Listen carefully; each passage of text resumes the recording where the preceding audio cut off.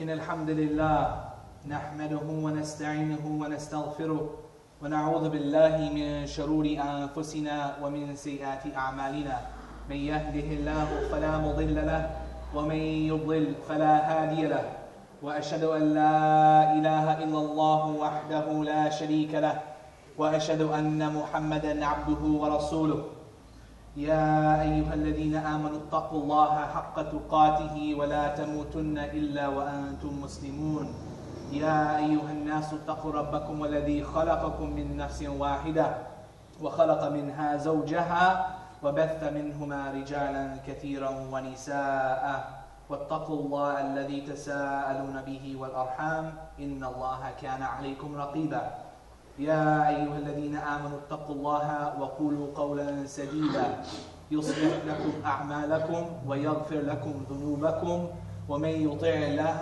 ورسوله فقد فاز فوزا عظيما أما بعد فإن أصدق الحديث كتاب الله وخير الهدي هدي محمد صلى الله عليه وسلم وشر الأمور محدثاتها وكل محدثة بدعة وكل بدعة ضلالة وكل ضلالة في النار وبعد. الله سبحانه وتعالى يقول في كتابه العزيز بعد أن أقول أعوذ بالله من الشيطان الرجيم يا أيها الذين آمنوا قوا أنفسكم وأهليكم نارا وقودها الناس والحجارة عليها ملائكة غلاظ شداد لا يعصون الله ما أمرهم ويفعلون ما يؤمرون. Allah subhanahu wa ta'ala tells us in this ayah in Surah Tahrim to protect ourselves and our families from a fire whose fuel is people and stones. Allah is speaking to the Muslims at the time of the Prophet ﷺ and all the Muslims that came afterwards until Yawm al-Qiyamah. Save your families, protect yourselves and your families from a fire whose fuel is people and stones. This is what Allah is commanding us to do. And this is a command from Him subhanahu wa ta'ala. So this makes us cautious. This should make us cautious in how we are practicing Islam ourselves and for those that are under our care. What are we doing to protect we already know we have to save ourselves, but what are we doing to protect those who are under our care from our wives and from our children, and especially our children? What are we doing to help save their Islam? What are we doing to help instill Islam in their lives so when they grow up they're practicing Muslims? Are we completing what Allah is asking of us here, or are we falling short? For the most part, the Muslim Ummah is falling short in this regard. They're falling short in how we are raising our children upon Islam. Allah subhanahu wa ta'ala is commanding us here, and this means for us to practice Islam and also preach it to our families. We can't just preach to our families without practicing. We can't command them to do things we're not doing ourselves. It's not right. The way our families will practice Islam is through what we tell them and what they see from us, and mainly from what they see from us. When you have your children at home and they see you praying the salah and they see you reading Quran, what do you think they're going to do when they get older? If you're not doing these things in your house and not establishing these things in your house, when they grow up, they could care less about these things. You can't introduce Islam to them later on in life.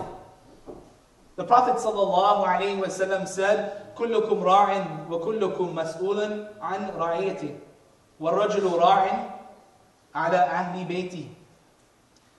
The Prophet ﷺ said, and this is a part of the hadith, that all of you are shepherds. You're shepherds for those that are under your care. And the man is a shepherd in charge, the leader of the household for those in his house under his care, over his wife and over his children. Us as men, we are the leaders of the household. If we don't practice Islam the way that we're supposed to, everybody else underneath us is going to fail. Even if you married a pious wife, somehow she married you and you're not practicing properly. I don't know how that would happen, but if it did, you would start affecting her deen.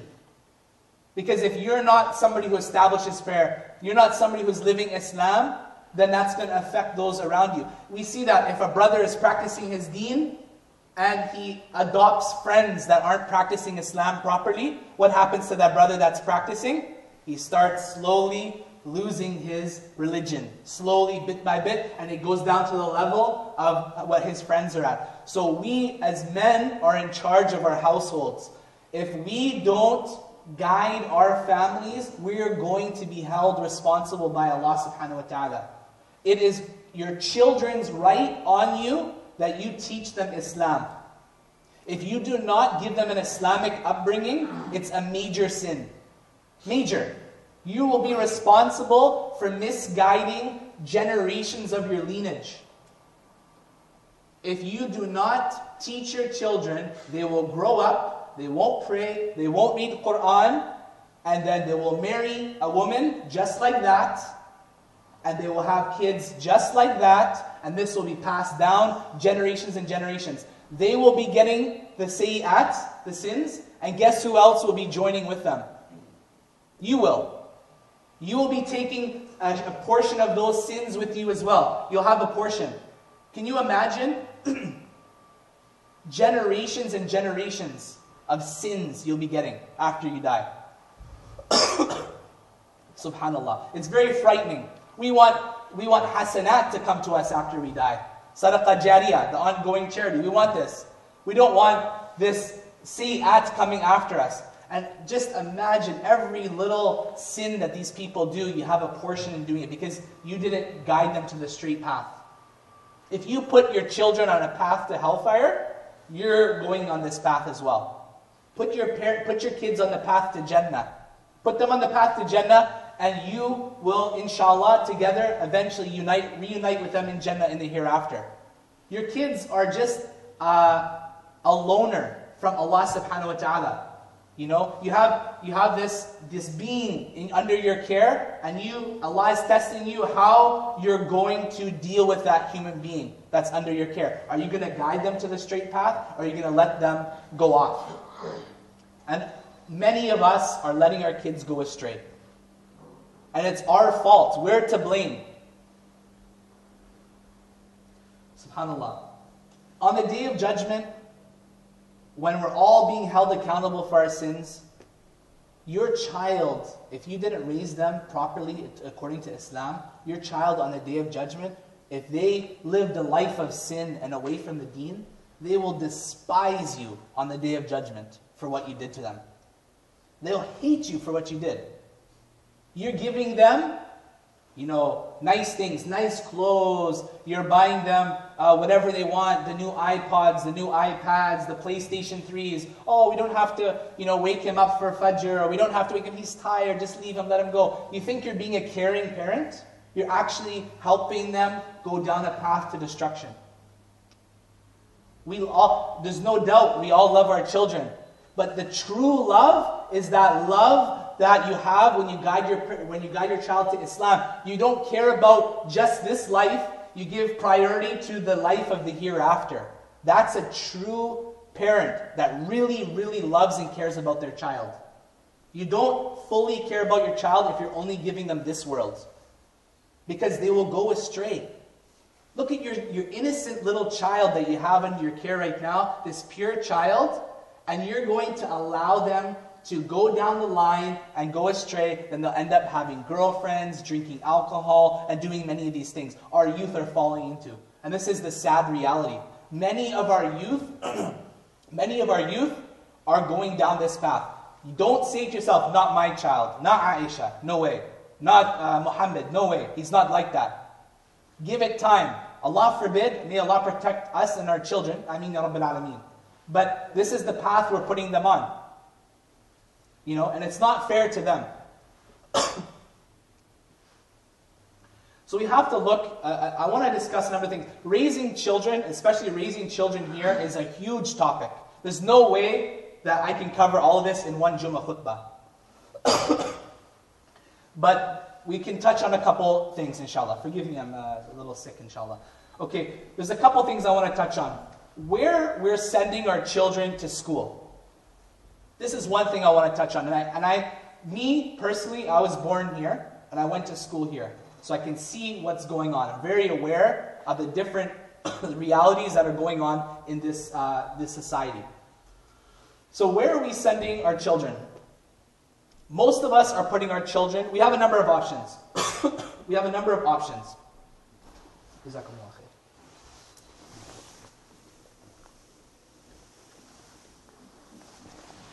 We have a number of options. We have public school, we have private school, we have homeschooling, okay? And we have Islamic school. Now, which ones are the best? Okay, or which ones are befitting for us? Most of the families are sending their kids to public school. This is the reality, okay? Now, what are the dangers of public school? Has any of the parents here, without raising your hands, of course, if you've sent your kids to public school, have you gone to that school and investigated what's going on there? I guarantee you haven't. You don't know the reality of a public school. Most of you have been born in another country, and you went to school there, and then you came here, you got married, or you brought your wife, you had kids here, you raised your kids here, and your kids are a product of this society, and they went to school here. Okay? So you're just thinking that school here is just like school back home. Back home you had more culture, more mannerisms and ethics, and higher standards, moral standards back home. I know it's not Jannah over there, but it's a lot better than it is here in this regard, okay? Now, what's happening in our schools now is you would be shocked. I mean, a lot of us are naive to this. If you would be shocked to see, especially in the high schools, what's going on, what our kids are being exposed to. They're being exposed to girls dressed inappropriately. I mean, yes, you see it on the street, but we're isolating them in this environment at school. Girls are dressed inappropriately. There's public displays of affection between boyfriends and girlfriends going on in the school. Kids are exposed to drugs, exposed to alcohol, music, all these different things they're exposed to. And we're putting them in this environment 6, 7, 8 hours a day, 5 days a week in this blender, okay? And they're being conditioned. So after 4 years of high school or whatever, our kids, this is all normal. Seeing girls like this, it's people drinking alcohol, this is all normal. And then this is when the fight becomes in the house. A fight happens in the house between the parents and the teenagers. Oh, you don't understand. Oh, what's the big deal if I go there? I'm not drinking. Yeah, you start getting these conversations going. And then you find out, Allah forbid, your daughter is talking to a boy, or your boy is talking to a girl. And who can blame them? Who can blame your child if you're sticking them in this environment? Who can blame your child for falling into it? I don't blame them. I blame the parents that are putting them there. You know? You have to see the environment. A caring parent will go to the places where they're sticking their kids in school, and they will investigate and say, okay, is this appropriate, first of all, as a human being? Is this appropriate for my kid to go into this environment? And also, like, is Islamically, spiritually, is this the best environment to preserve the spirituality of my child? Ask yourself those questions and then make your decision.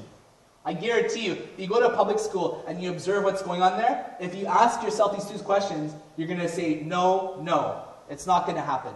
This isn't a good place for my child to be brought up. Okay? Now, then you have the issues with private school, which is the same thing. Private school and public school is roughly around the same thing. Okay? Things are just a little bit toned down a little bit, if you will, at private school. Things aren't on complete display like they are at a public school, but the kids are still into the same things. Did you know, and even the public schools about, even the kids that are not in high school, the young kids, our little children, okay, go to school, okay. If you're of the parents that care about not celebrating the celebrations of like the non-Muslims and stuff, if you're of the parents that do care about that, and you tell the teachers, listen, we're Muslims, we don't celebrate this Valentine's Day and this Halloween stuff. We don't do that. So please, excuse my child at the Christmas. Please excuse my child from participating in these things. So, and the teacher will obviously respect your religion and say, okay, sure, no problem. And guess what? Your kid is sitting there. All the kids are having fun. Yeah, they're having a blast. And your kid is sitting there in the corner. Why can't I be a part of this? What's wrong? All my friends are doing it. What do you think how your kid's going to feel? You're putting them in that environment, And then, and look at Valentine's Day. Look at that evil. From a young age, your little son and daughter is being given a little card that says, oh, you're my Valentine. What does that mean? You're a person I want to kiss or hug. This is what this little ticket or this little card means. And we're introducing this little shade of intimacy to our children at a young age, And this is what we're exposing them to. And the role models of our children are those teachers that we're sticking them in the school with. Are they looking out for the best interests for our children Islamically? No, because they're not Muslims, So we have to look at these things before we stick our children in these environments. Another thing is about, another school option that we have is about Islamic school. We have Islamic schools here. And we also have to investigate, is this the proper environment for my child? Because most of the parents that are sticking their children in Islamic schools aren't raising their kids in an Islamic environment at home, and then they're putting them in this school so they can feel good about themselves, okay? And then what? Those kids are bringing those mannerisms from home, the non-Islamic environment, and then they're bringing them into the Islamic schools. And so the good kids that are being raised properly in their homes are mixing with the other Muslim kids that are not being raised properly at home, and then you have a big mixture. That's why you'll find some people saying, oh, the Muslim schools are just as bad, brother. Yeah, it's getting that way. I mean, it's not just as bad. I mean, the Muslim schools, of course, are better than the two previous ones I mentioned. There's always khair in the Muslims, for sure. But we have to look at what's going on. And alhamdulillah, now some Muslim schools are adopting a screening process where they're interviewing the parents to making sure that these parents are practicing Muslims before they accept the children. And this is a great thing. Because if the parents are practicing, that means the child is exposed to an Islamic environment at home, and those mannerisms will come into the school. If the parents aren't practicing, they're not praying, they're not fasting, they have pretty much nothing to do with Islam except for their name, okay? Then those parents aren't going to be, those kids won't be accepted. Is that depriving those children of an Islamic education? Yes, it is. But you have to look at the majority, take care of the majority over the minority. Those kids, unfortunately, are being raised in an un-Islamic way, and they will be deprived in this circumstance. But it's for the greater good, because you have a greater body of Muslims at the school that are practicing Islam. So if you introduce this child in there, he's going to affect the whole bunch, So, and this will encourage the parents, hopefully, to step it up and start practicing their religion and realize that they need to step their game up, and then they can be accepted into these schools. Okay? And the last option I'd like to discuss with regards to the schooling is homeschooling. This is another option we have. Many thousands of kids across Canada, across the world, are doing homeschooling.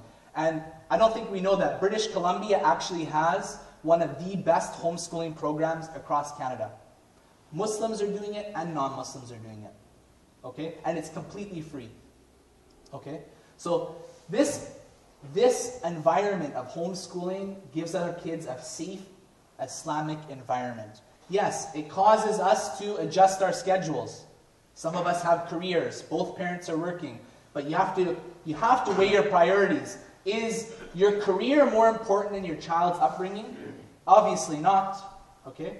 And if some people will say, oh, my child will be socially handicapped if they get homeschooled. It's not true. It's not true. This is just shubha, a doubt. It's not like that. There's extracurricular activities you can get your children involved with. You can get them involved in sports, in martial arts. Other things where they meet other kids, bring them to the masjid, youth groups, lots of things. I personally know families that are doing this. And the academic standards of somebody who graduates through homeschooling is just like the academic standards if you were to graduate high school. I looked into this. Somebody wants to go to university, the university doesn't go, oh, you're homeschooled? Oh, no, sorry. No, it's the same diploma.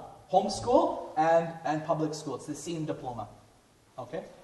So these are some of the options we need to think about as parents. You know? Look where you're sticking your school, or your children. If you're sticking them in a bad environment, don't expect anything else but bad to come out of it. And then it'll make your life a lot easier. If you have your child raised properly Islamically, it'll make your life a lot easier and your hereafter as well. Because you will stand before Allah subhanahu wa ta'ala and He'll ask you about how you raised your children, and if it was in a bad way, you know, may Allah have mercy on you. Because it will be bad. You know, and it's not fair. And I said, your child will hate you for it in the end. You think you're loving your child, doing all these good things for them, but they will hate you in the end for not giving them Islam. You had it, and you didn't give it to them. أقول قولي هذا وأستغفر الله لي ولكم إنه الغفور الرحيم.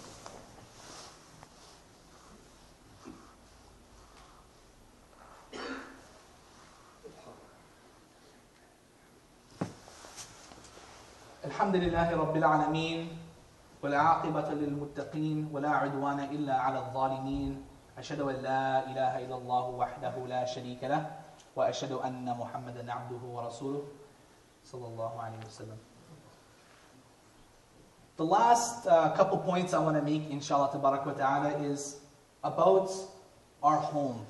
Our child and the home. What are we doing at home? We just talked about where we're going to send our children, because they have to be educated, whether that's you decide in the home or elsewhere. Now, what about in the home? What Islamic environment are we providing for them? Are we just throwing a TV in their bedroom, giving them Wi-Fi, internet, here's a phone with data, here's an iPad, leave me alone, I'm busy? Is this the relationship we have with our children in the home? What are we allowing them to watch? Are we allowing them to watch cartoons like Disney? Disney. Seems innocent, right? If you watch an episode of Disney, or the ones I've come across, you have Mickey Mouse and Minnie Mouse kissing. Donald Duck and Daffy Duck kissing. Seems harmless, right? But you're introducing this kissing between these two genders, these young people, these two young ducks and these two young mice. Seems like nothing, but think about it. We're all intelligent here, brothers and sisters. We're all intelligent. Think about what that would do to a child after the course of time.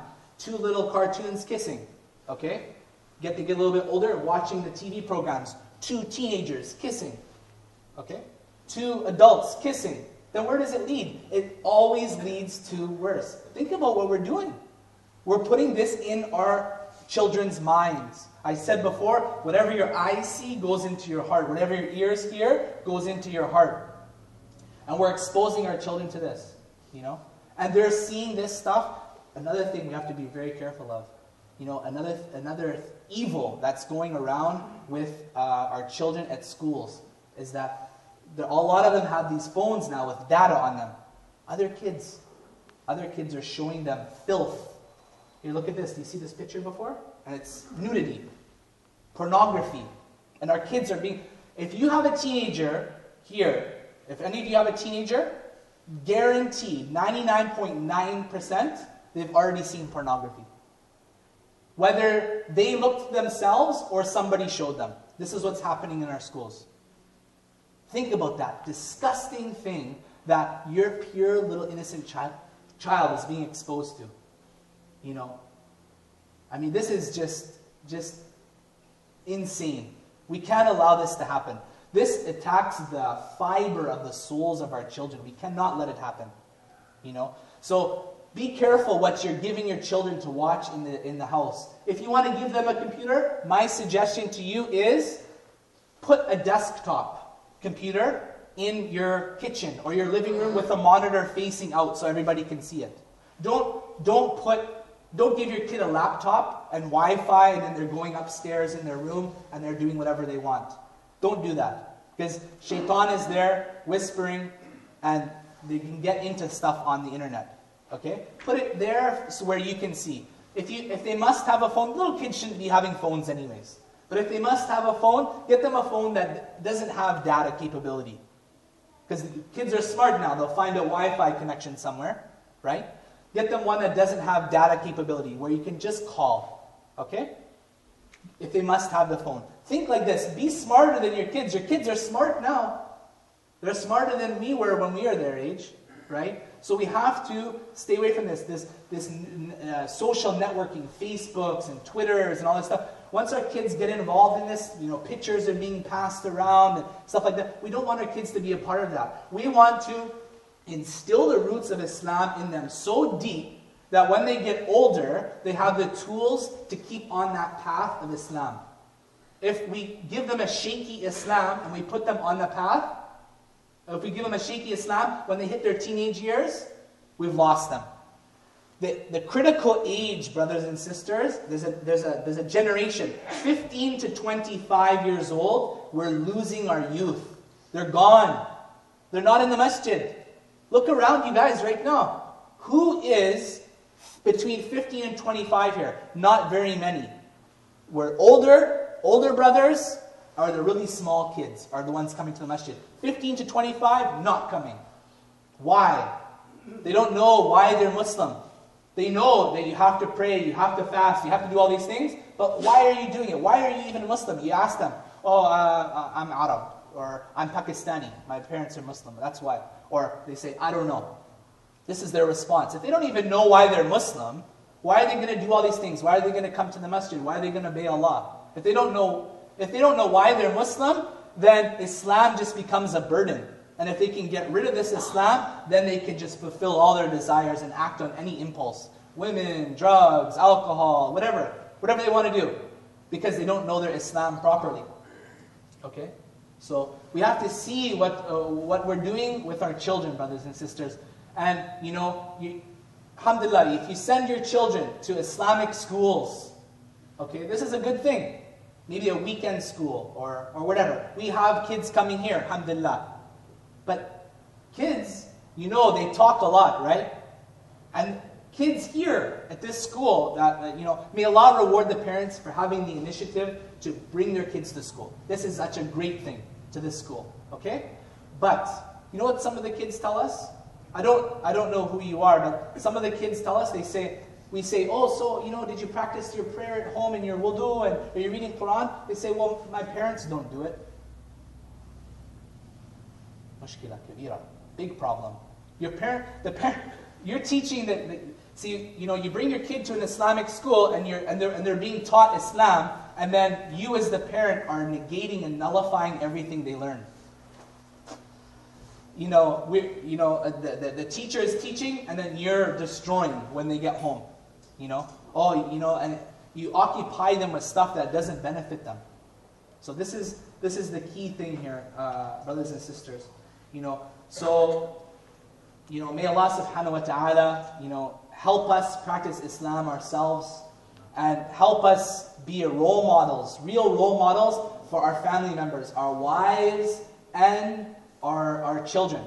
And all this advice maybe seem like I'm just coming on the brothers, is also with the women as well. They have to take care of their children and implement the same things. They'll be asked about how they raise their children as well. And let me leave you with this hadith, bi'idhnillahi ta'ala. The Prophet ﷺ said, when a person dies, all his deeds are cut off, except three: an ongoing charity, a beneficial knowledge, and a righteous child who prays for him. So ongoing charity, the Prophet ﷺ said, your deeds are all cut off. When you hit the grave, when you die, all your deeds are cut off, except for three. Sadaqah jariyah, the ongoing charity. Maybe you built a well in Somalia, and people are drinking from it, okay? To this day. You're getting thawab, you're getting hasanat for this, after you die. If you leave behind you some knowledge, you authored some book, or you left some sort of knowledge behind, even if it's worldly knowledge. You're a doctor and you wrote a great work on some disease or something, and then people benefited from it. Or Islamic. Of course, Islamic is the priority. If you left this behind, you're getting hasanat after you die. And if you leave behind a righteous child, then you're getting hasanat. Can you imagine? You raise your child upon Islam, and the boy marries a righteous Muslim girl. They have Muslim kids. Remember the scenario I gave you before? You're just getting sayyat. Sins after sins after sins of generations of misguidance you'll be responsible for. On the opposite side, you could be responsible for guiding thousands and thousands of people after you because you guided your children. And you don't know who out of those kids in that lineage is going to become an alim, a scholar. You have no idea. But you have to do your part. If you give your kid Islam beautifully, and you raise them up, they have a very good chance of being a good Muslim. If they grow up and then something happens along the line where they succumb to their desires and they go astray, it's not on you. With Allah, you're good. You did your part, you raised them when they were young. But if they go astray afterwards, that's between them and Allah, because they're adults now. Okay? But if you don't raise them properly when they're young, then you're held responsible for it. Now, اللهم انصر الإسلام والمسلمين وأذل الشرك والمشركين ودمر أعداءك أعداء الدين. اللهم اغفر ذنوب المسلمين والمسلمات من الأحياء والأموات. اللهم اشفي مرضى المسلمين والمسلمات. اللهم ثبت قلوبنا على لا إله إلا الله. اللهم اجعلنا حاملي راية الإسلام في عصرنا. اللهم آت نفوسنا تقواها وزكيها أنت خير من زكاها وأنت وليها ومولاها. وصلى الله وسلم على نبينا محمد وعلى آله وصحبه وسلم. أقيموا الصلاة.